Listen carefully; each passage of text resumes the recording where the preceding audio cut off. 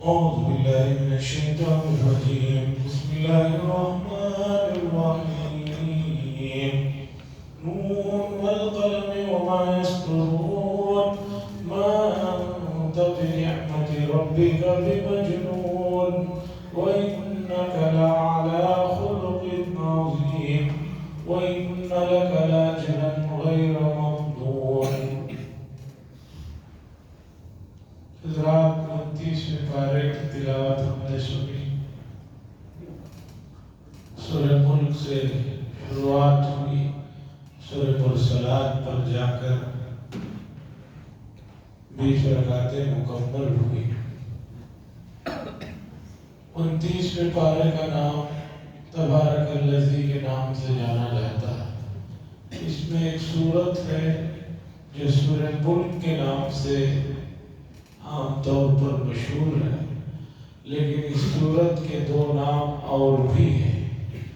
ایک ہے سورت کا نام واقعہ، دوسرا منجیہ. 30 آیتوں پر مشتمل یہ سورت بنیادی طور پر توحید کے مضامین سے بات شروع ہوتی ہے. اس کے فضائل میں ترمذی شریف میں ایک حدیث ہے کہ رسول اللہ صلی اللہ علیہ وسلم نے فرمایا، قرآن مجید میں ایک سورت ہے جو 30 آیتوں پر مشتمل ہے، یعنی کوئی بڑی سورت نہیں ہے. جو شخص اس سورت کو پڑھے گا اللہ تبارک و تعالیٰ کے دربار میں یہ سورت سفارش کرے گی یہاں تک کہ اس آدمی کو بخشوا کر جنت میں داخل کرا دے گی. اس طرح کے مضمون کی روایتیں اس سورت کے بارے میں آئی ہیں، اور عموماً رات میں سونے سے پہلے اس سورت کو پڑھنے کی ترغیب دی جاتی ہے. بہت سے حضرات اس سورت کو یاد کیے ہوئے ہیں، اور جو چیز مسلسل پڑھی جاتی رہتی ہے وہ یاد بھی ہو جاتی ہے، اور اس کا وقت بھی کم سے کم وقت میں پڑھ لیا جاتا ہے. 3-4 منٹ کا قصہ ہے. آدمی رات میں سوتے ہوئے اور وظائف کے ساتھ اس سورت کو بھی اگر پڑھ لے تو بہت کام آئے، کیونکہ عذاب قبر کا جو قصہ ہے، جو مرحلہ ہے، وہ بہت کٹھن ہے. یہ حدیث سنیے آپ کہ رسول اللہ صلی اللہ علیہ وسلم نے فرمایا، عذاب قبر جب ہوتا ہے تو مردے کی جو چیخیں ہیں انسان اور جنات کے علاوہ سب مخلوقات سنتے ہیں. یہ اللہ کا بڑا فضل ہے. اللہ نے انسانوں اور جنات کو ان چیخوں کو سننے کی صلاحیت سے محروم رکھا. اگر انسانوں کو سننے کی صلاحیت دے دی جاتی تو کوئی بھی آدمی مردے کو نہ دفناتا.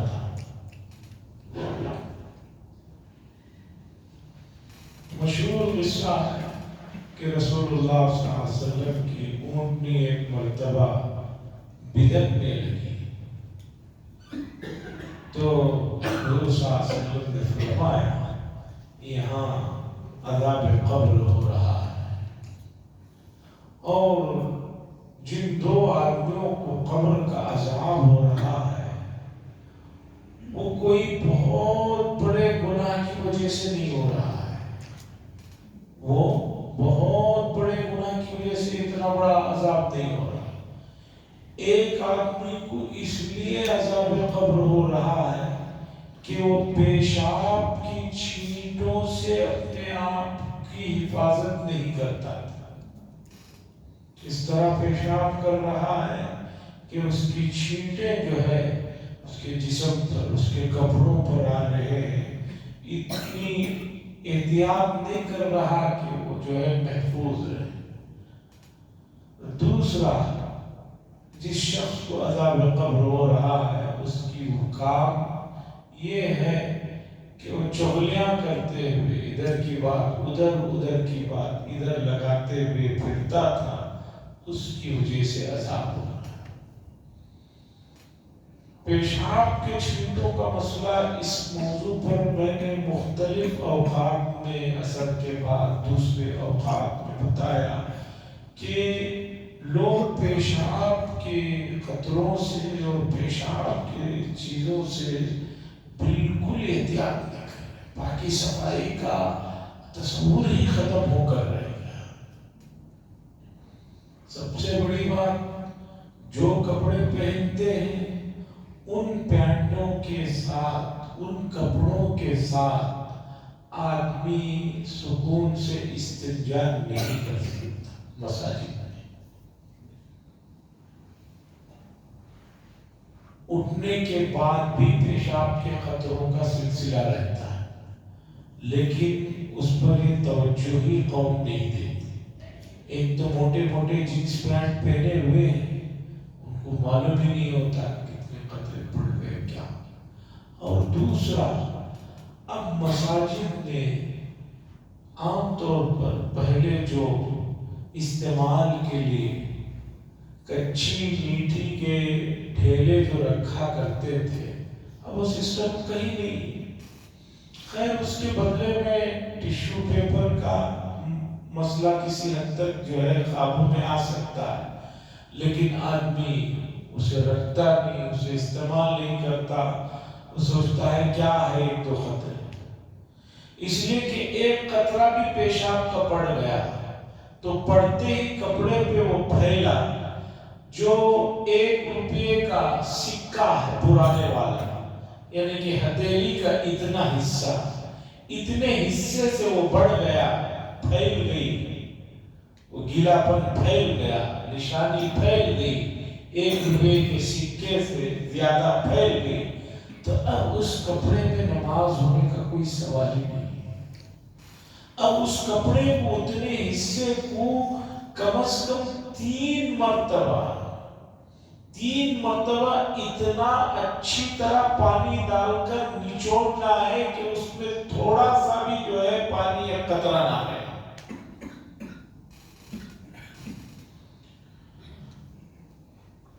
بات جب چلی ہے تو تھوڑی اسی پر بات کر دیتا ہوں، چونکہ اطلاع عام ہے۔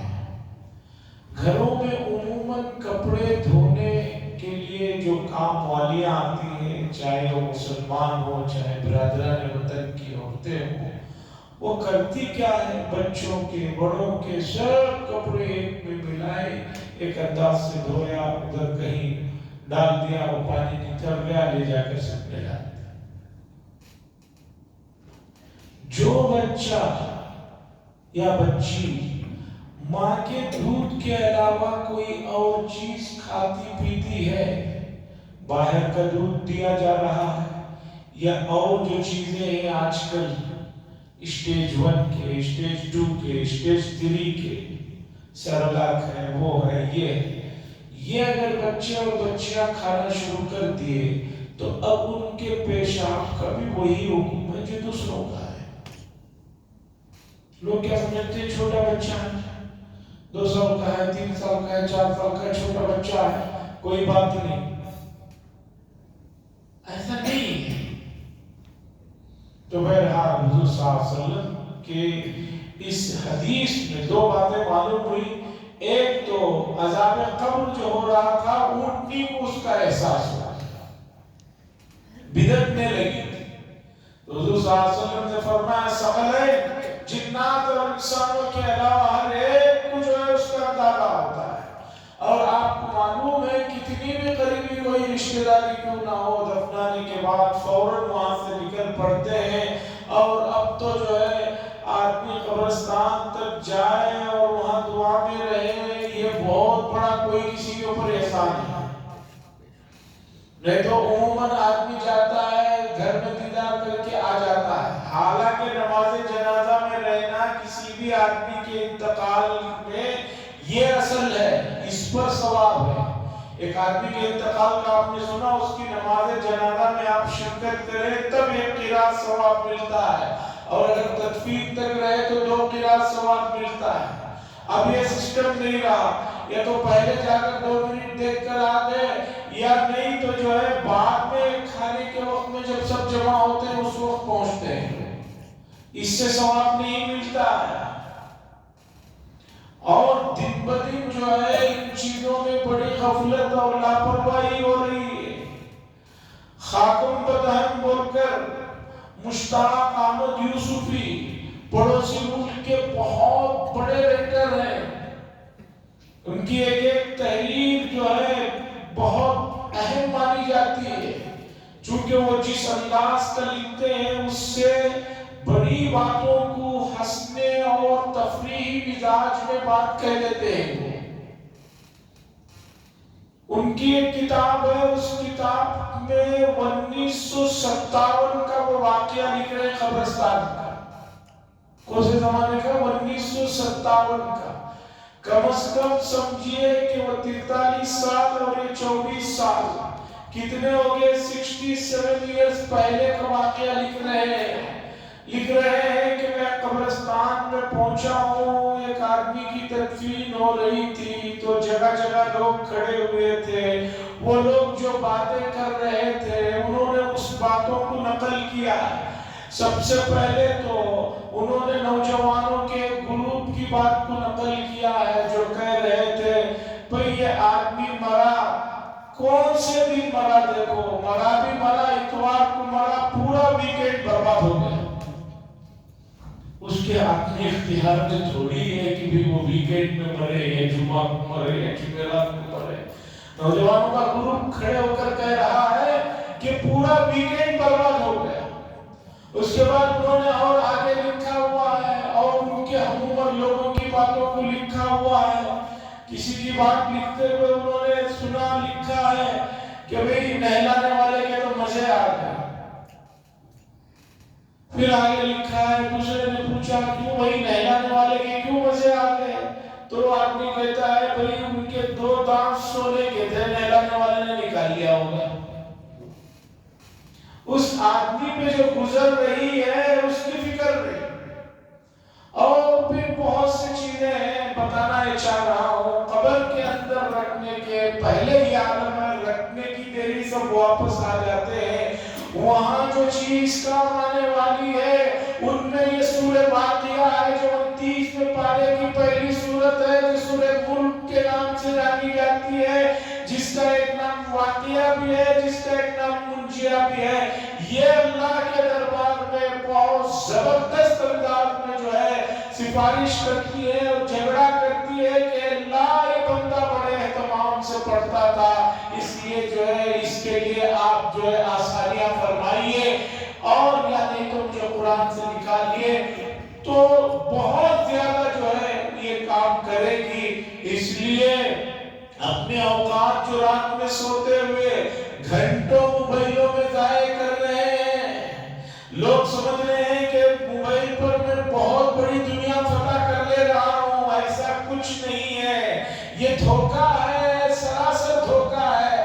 آپ ان اوقات میں سے 5، 10، 15 منٹ جو ہے اس سورت کی پڑھنے کے لیے، اور اسی طرح آیت الکرسی کو پڑھنے کے لیے، اسی طرح سورہ بقرہ کی آخری آیتیں پڑھنے کے لیے، اسی طرح آپ کو کام کی تھکن ہے، آپ بہت تھک جاتے ہیں، صبح آپ کو ڈیوٹی پہ جانا رہتا ہے، وہاں سے تھک کر آتے ہیں، پھر گھر کے کام ہے، ان تھکان کو اپنے آپ کو دور کرنا ہے تو روحانی طور پر 33 مرتبہ سبحان اللہ، 33 مرتبہ الحمدللہ، 34 مرتبہ اللہ اکبر پڑھ کر سویا کیا۔ مشہور واقعہ ہے، مدینہ منورہ میں ایک غزوے سے واپسی میں بہت مال غنیمت تھا، اس میں کچھ باندیاں اور غلام بھی آئے۔ حضرت علی رضی اللہ تعالیٰ عنہ نے فاطمہ رضی اللہ تعالیٰ عنہ سے کہا کہ آپ صبح سے شام تک گھر کے کام کرتے کرتے تھک جاتے ہیں، ہاتھوں پہ گھٹے پڑ چکے ہیں، پانی کنویں سے سینکنا ہے، روٹی بنانا ہے، سب چیزیں مشین تو تھی نہیں، آپ اللہ کے نبی کے پاس جائیے، والد کے پاس جا کر ایک غلام مانگ کر لائیں۔ تو میاں بیوی میں بات ہوئی، آخر میں حضرت علی نے تو معذرت کر دی، تو حضرت فاطمہ رضی اللہ تعالیٰ عنہ ہی اپنے والد محترم محمد رسول اللہ صلی اللہ علیہ وسلم کے پاس پہنچتی ہے، اور رسول اللہ صلی اللہ علیہ وسلم حضرت فاطمہ رضی اللہ تعالیٰ عنہ سے بے انتہا لگا ہوا تعلق، بہت شرماتے وغیرہ حضرت فاطمہ رضی اللہ تعالیٰ عنہ پوچھتی ہیں اور ذکر کرتی ہیں، تو حضور صلی اللہ علیہ وسلم نے فرمایا میں اس سے بہترین نسخہ غلام اور باندی تمہارے پاس بھیجوں، بتاتا ہوں کہ سونے سے پہلے 33 مرتبہ سبحان اللہ، 33 مرتبہ، یہ چیز اس سے بہت بہتر ہے۔ آج آدمی 10 گھنٹے سو رہا، 8 گھنٹے سو رہا، صبح اٹھا کہہ رہا میری نیند مکمل نہیں ہوئی، کیوں؟ نیند میں جو کم وقت میں فائدہ حاصل ہونا چاہیے وہ نہیں ہو رہا ہے۔ اسے سمجھنے کے لیے یوں سمجھیے، پہلے زمانے میں ایک موبائل کو چارج کرنے کے لیے 8 گھنٹے 6 گھنٹے تک لگانا پڑتا تھا چارجر کے ساتھ، لیکن اب جو لیٹسٹ موبائل آ رہے ہیں اس میں یہی سب سے نمایاں رہتا ہے کہ 15 منٹس میں آپ کا پورا فون چارج ہو جائے۔ آدمی کہتا ہے یہ بہت اچھی چیز ہے، تو یوں ہی سمجھیے اگر آپ نے ان چیزوں کو پڑھ کر سویا تو آپ 2-4 گھنٹے بھی سوئیں گے تو سمجھیے کہ آپ کا وہ جو 10-12 گھنٹے کام کر سکتے تھے وہ یہ 2 گھنٹے کام کر لیں گے۔ تو بہرحال سورہ ملک کی یہ آیتیں جو 30 آیتیں ہیں اسے یاد کیجئے، شروع میں دیکھ کر پڑھیے، پڑھتے پڑھتے یاد ہو جائے گا، کام بن جائے گا۔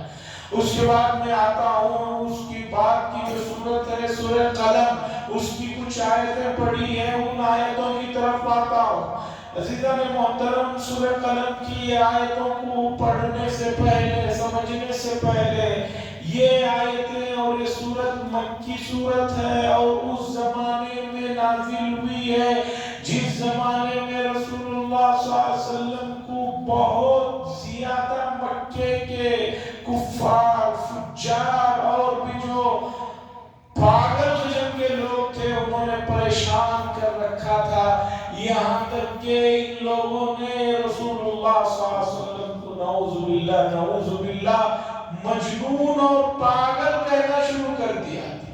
کوئی بھی آدمی باہر سے آتا حضور صلی اللہ علیہ وسلم سے ملتا تو پیچھے ایک ٹولا لگا ہوا رہتا تھا، وہ کہتے کہتے پھرتا تھا بھئی ان کی بات مت سنو، یہ آدمی تو نعوذ باللہ مجنون ہے، پاگل ہے۔ اللہ نے قسم کھائی، نون حروف مقطعات ہیں، اس کے معنی اللہ ہی بہتر جانتے ہیں۔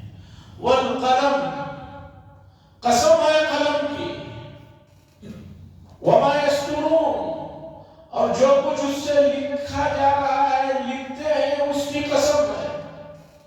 قلم سے کیا مراد ہے؟ کون سے قلم کی اللہ تبارک و تعالیٰ قسم کھا رہے ہیں؟ مفسرین کرام کی 3 رائے ہیں۔ مفسرین کہتے ہیں کہ 3 قلم مراد ہو سکتے ہیں۔ سب سے پہلے تو وہ قلم ہے جسے اللہ نے سب سے پہلے پیدا فرمایا اور فرمایا کہ لکھو۔ قلم نے پوچھا مکتوب، کیا لکھوں؟ اللہ نے فرمایا کہ تقدیروں کو لکھو، قیامت تک پیش آنے والے واقعات اور انسانوں سے جڑے ہوئے ان کے کاموں کو لکھو۔ یا تو یہ قلم مراد ہو سکتا ہے۔ دوسرا مفسرین کہتے ہیں کہ اس سے وہ قلم مراد ہے جو فرشتے ملائے اعلیٰ میں، فرشتے ملائے اعلیٰ میں آسمانوں کے سب سے اوپر جہاں سے اللہ کے فیصلے آتے ہیں ان کو نقل کرتے ہیں، نوٹ کرتے ہیں، لکھتے ہیں، ملائے اعلیٰ کے قلم مراد ہے۔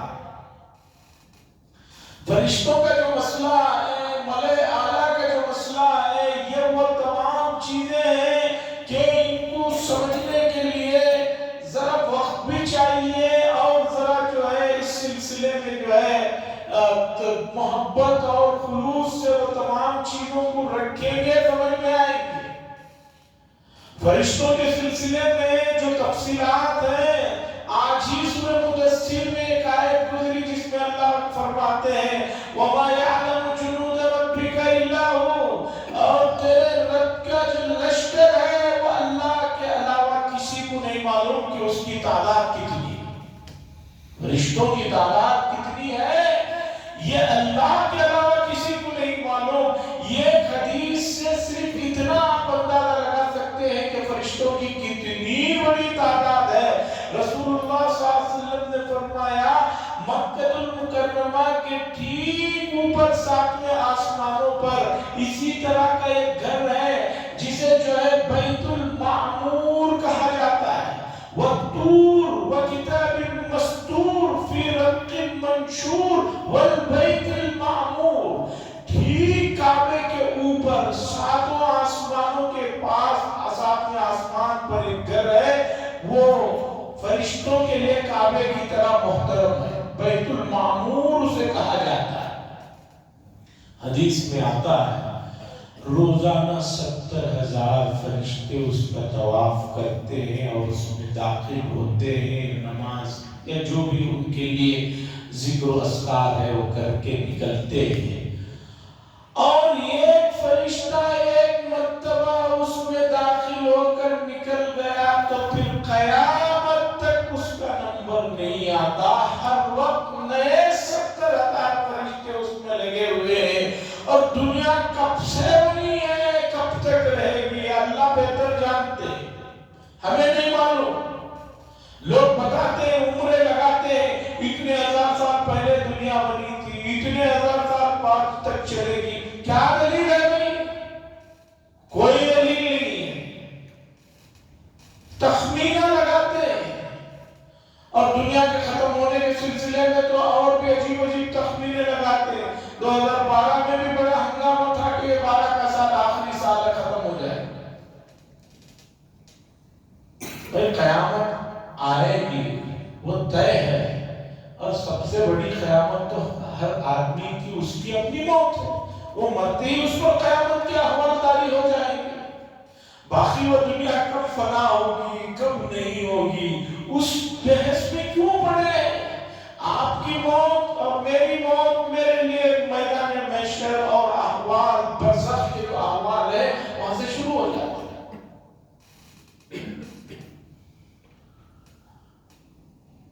تو ملائے اعلیٰ کے جو فرشتے لکھتے ہیں مفسرین کہتے ہیں یہ وہ قلم ہے۔ تیسرا مفسرین نے کہا ہے ہر وہ قلم جو رسول اللہ صلی اللہ علیہ وسلم کی سیرت اور آپ کی تعریف میں جو کچھ لکھ رہا ہے وہ تمام قلم اس قلم سے مراد ہے۔ اللہ فرماتے ہیں قسم ہے قلم کی اور جو کچھ اس سے مضامین نکل رہے ہیں، اور رسول اللہ صلی اللہ علیہ وسلم کے سلسلے میں کتنے مضامین آئے ہیں اور قیامت تک کتنے آئیں گے اللہ بہتر جانتا ہے۔ ایک ایک زبان میں آپ دیکھ لیجئے سیرت پر کن کن عنوانوں پر جو ہے کام ہوا ہے۔ اللہ فرما رہے ہیں ذرا بتاؤ تو جو آدمی پاگل یا مجنون ہو کیا اس پر اتنا لکھا جاتا ہے؟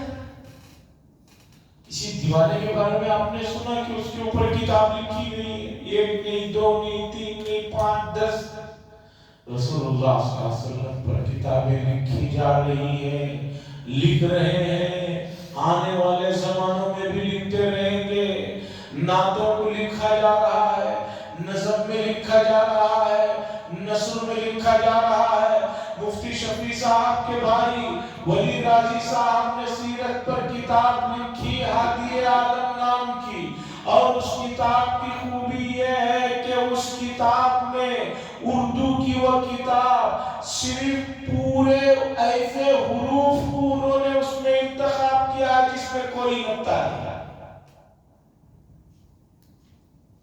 حروف تہجی جو بولتے ہیں اس میں سے نقطے والے حرف بہت ہیں، الف نقطہ نہیں، با کو نقطہ ہے، تا کو نقطہ ہے، سا کو نقطہ ہے، جیم کو نقطہ ہے، ہا کو نہیں، پھر خا کو نقطہ ہے، پھر دال کو نہیں، زال کو ہے، را کو نہیں، زا کو ہے، چین کو ہے، سین کو نہیں، شین کو ہے، سواد کو نہیں، زواد کو ہے، تا کو نہیں، زواد کو ہے۔ صرف ایسے حروفوں کا انہوں نے اس میں انتخاب کیا کہ جس میں کوئی نقطہ نہیں اور پوری ترجمہ لکھتے ہوئے لکھا جب مجھے پتا چلا کہ میرے بھائی ایسا کام کر رہے ہیں تو میرے اوسان خطا ہو گئے کہ میں کیسے یہ کام ہو سکتا ہے. ہر وہ جگہ جہاں پر کوئی لفظ نکتے والا ہے اسے بولنا ہے تو انہوں نے ایسا لفظ لایا ہے کہ جہاں پر نکتا ہے. مثلا نبی کہیں لفظ انہوں نے استعمال نہیں کیا اس لیے کہ نبی میں نون میں بھی نکتا با میں بھی نکتا یا میں بھی نکتا. نبی کی جگہ رسول را سین واو لام کوئی نکتا نہیں. اب ان کو بتانا ہے حضور صلی اللہ علیہ وسلم کے جو چاچا ابو طالب ہیں جنہوں نے بہت خدمت کی کیسے کہیں گے اس لیے کہ ابو میں با ہے طالب میں بھی با ہے دو نکتے ہیں. اب ابو طالب کے بارے میں کوئی بات کرنا ہے کیسے کریں گے. عم رسول عم عین میم چاچا کو کہتے ہیں عم رسول ایسے الفاظ کا انتخاب کر کے لکھا. اور جانتے ہیں جب سیرت پر ایک کتاب آئی یہ تقریباً بات ہے 1985 کی بات ہے وہ تہلکہ ہر آدمی اس کتاب کو پڑھنا چاہتا کہ بھئی مصنف نے رسول اللہ صلی اللہ علیہ وسلم کی محبت میں کیا کام کیا اتنی محنت کی کتنا بیٹھ کے سوچا. جب وہ کتاب آئی ادب میں ایک مشاہدات تھی. اسی زمانے میں دارالعلوم دیوبند کے ایک فارغ مولانا نعمت اللہ صاحب کے ساتھیوں میں سے ان کو کسی نے کہا کہ دیکھو سیرت پر ایسی کتاب آئی ہے بغیر نقطوں کے. انہوں نے کہا اچھا وہ بھی پڑوس کے ملک والوں نے لکھا ہے. انہوں نے کہا کہ اب اگر میں اس موضوع پر اس طرح کی کتاب لکھوں گا تو کوئی کمال نہیں اس لیے کہ اس موضوع پر پہلے ایک آدمی نے لکھ دیا. انہوں نے کہا انہوں نے نثر میں لکھا ہے اب میں نظم میں لکھوں گا اور ایسے اشعار میں لکھوں گا کہ ان اشعار میں کوئی بھی نقطہ نہیں. اس کے بعد انہوں نے اشعار میں حضور صلی اللہ علیہ وسلم کی تعریف لکھی اور ان اشعار میں کوئی نقطہ نہیں. عزیزان گرامی بات محبت کی آتی ہے تو لوگ حضور سے محبت کے بڑے دعوے کرتے ہیں لیکن کوئی دکھائے ان لوگوں کی جو محنتیں ہیں. میں نے پہلے بھی کہا شبلی نعمان صاحب کو جب پتا چلا کہ فرنچ زبان میں لوگوں نے حضور صلی اللہ علیہ وسلم کی شان میں گستاخی کی ہے تو آپ فرنچ زبان کو سیکھا اور فرانس گئے وہاں کی لائبریریوں کی کتابوں کو پڑھا اور جن چیزوں کو انہوں نے حضور کے خلاف استعمال کیا تھا ان کے جوابات سیرت النبی صلی اللہ علیہ وسلم میں دیا. وَالنُّونَ وَالْقَلَمِ وَمَا يَسْطُرُونَ قسم ہے قلم کی اور جو کچھ لکھے جا رہے ہیں مضامین میں دنگ رہ جاتا ہوں یہ محدود میرا مطالعہ ہے محدود چیزوں تک وسائل تک پہنچتا ہوں پھر بھی اللہ کا فضل و کرم ہے. لوگ جن چیزوں سے بہکتے ہیں اگر ان میں ذرا تھوڑا سا آدمی تحمل سے اور صبر سے اور اطمینان سے کام کرے تو فائدہ ہے. جو کتابیں ہم خرید نہیں سکتے یا جو کتابوں تک ہماری رسائی نہیں ہو سکتی الحمدللہ جدید چیزوں نے جیسے واٹس ایپ ہے اور ٹیلی گرام ہے اور دوسری جگہ ان کتابوں کو بالکل جو ہے عام آدمی مفت میں ڈاؤن لوڈ کر کے جو ہے پی ڈی ایف کی شکل میں ان کتابوں کو دیکھتا ہے تو حیران ہو جاتا ہے. سیرت پر عراق کے کتب خانے میں ایک کتاب تھی جنگ کے موقع پر تباہ ہو گئی 500 جلدوں میں تھی وہ کتاب. ایک جلد اگر آپ 350 صفحوں کی بھی مان کر چلے 500 جلدوں میں ایک آدمی نے سیرت پر لکھا اور آخر میں کہا کہ میں عاجز آ گیا ہوں کہ حق نہیں ادا کر سکتا. وَمَا يَسْطُرُونَ اللہ فرماتے ہیں کیسے آپ مجنون ہو سکتے ہیں. مَا أَنْتَ بِنِعْمَتْ اللہ کی تو نعمت ہے آپ پر. جس شخصیت پر اللہ کی نعمتیں ہوں وہ کیسے جو ہے مجنون ہو سکتا ہے. آگے اللہ نے جو آیت میں بات بتائی میں اس بات پر آتا ہوں چونکہ وقت ہو رہا ہے. وَإِنَّكَ لَعَلَىٰ خُلُقٍ عَظِيمٍ آپ کیسے مجنون ہو سکتے ہیں. آپ آپ تو اعلیٰ درجے کے اخلاق پر فائز ہیں. آپ کے اخلاق کی مثالیں دنیا بھر کے لوگوں نے دی ہے اور دنیا بھر کے لوگ دیتے رہیں گے. اخلاقیات کا سب سے بڑا باب ما جربنا علیک کذبا قط، کہ آپ کے دشمن کہہ رہے ہیں کہ ہم نے کبھی آپ کو جھوٹ بولتے ہوئے نہیں دیکھا. آج جھوٹ بولنا وہ سمجھیے کہ ایک کلاکاری اور فن ہو گیا ہے. آدمی سمجھتے ہیں بہت بڑے پہنچی ہوئی شخصیت ہے کیسے جھوٹ بولتے ہیں. حالانکہ جھوٹ ہر مذہب میں ہوئی چیز ہے. حضور صلی اللہ علیہ وسلم کے دشمن بھی کہتے ہیں کہ آپ نے کبھی جھوٹ نہیں بولا. کیسے ایک آدمی جھوٹ نہیں بولا اور وہ مجنون ہو سکتا ہے؟ اس لیے کہ پاگل آدمی کو معلوم نہیں رہتا کب میں نے کیا کہا، کس سے کیا کہا. وہ تو بکواس کرتا ہے. اللہ کہہ رہے ہیں کیسے آپ مجنون ہو سکتے ہیں؟ آپ اعلیٰ اخلاق پر فائز ہیں. ہم بھی ان کے امتی ہیں. ہمیں اخلاقیات کے سلسلے میں توجہ دینے کی ضرورت ہے. اس لیے کہ رسول اللہ صلی اللہ علیہ وسلم نے فرمایا انما بعثت لاتمم مکارم الاخلاق. لوگوں میری بعثت ہی اس لیے ہوئی ہے کہ میں لوگوں کی اخلاقیات کو مکمل کروں. اور اخلاقیات کا پہلا نمبر یہ ہے کہ آدمی کے اخلاق ہیں کہ جس نے اس پر سب سے زیادہ احسان کیا ہے اس کی طرف وہ متوجہ ہے. ایک آدمی تھوڑا رستہ بتاتا ہے، آپ تین بار اسے ہاتھ سے اشارہ کر کے شکریہ ادا کرتے ہیں. سب سے زیادہ کس کے احسانات ہیں؟ اللہ کے احسانات ہیں. اس رب کے احسانات کا بدلہ اخلاق یہ کہتے ہیں کہ ہم اس کی سب سے زیادہ سنیں، سب سے زیادہ مانیں، سب سے زیادہ اس سے راضی کریں. حاضرین کرام، اسی سلسلے کی کڑی قرآن مجید ہے. اخلاقیات سے بھری ہوئی یہ کتاب ہمارے درمیان میں ایسی ہی کوئی رات جو لیلۃ القدر کی تھی جس میں اللہ نے نازل فرمایا، اور وہ لیلۃ القدر کی رات 23 میں بھی ہو سکتی ہے، یہ 25 میں بھی ہو سکتی ہے، آنے والی 27 بھی ہو سکتی ہے، 29 بھی ہو سکتی ہے. ان راتوں کی قدر کریں اور ان راتوں میں اپنی زندگی کو بدلنے کے لیے اللہ سے التجا کریں. اس لیے کہ اللہ سمجھ، اللہ بڑے بے نیاز ہیں. ہمیں اللہ کی ضرورت ہے. یا ایھا الناس انتم الفقراء الی اللہ. لوگوں تم سب کے سب اللہ کے محتاج ہو. واللہ هو الغنی الحمید. وہ تو بڑا غنی ہے اور قابل تعریف وہ ذات ہے.